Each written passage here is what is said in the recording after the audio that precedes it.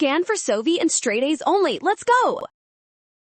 Since motion starts from rest with constant acceleration, x equals 1/2 at squared. So plotting x versus t squared gives a straight line.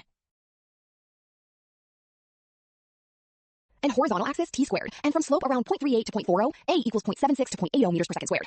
B. To find experimental g, measure ramp angle theta, or rise in length to get sine theta. Using a equals g sine theta, compute gxbmp equals a over sine theta. C. Is too low. A possible cause besides friction/air resistance is wheel rotational inertia. Some energy goes into wheel rotation, reducing translational acceleration below g sine theta. So g underscore exp equals a over sine theta is underestimated. D. Moving up the ramp, positive x is still down the ramp. Thus, x starts large and decreases. Concave up, flattening as the cart stops. V starts negative and increases linearly with positive slope to 0.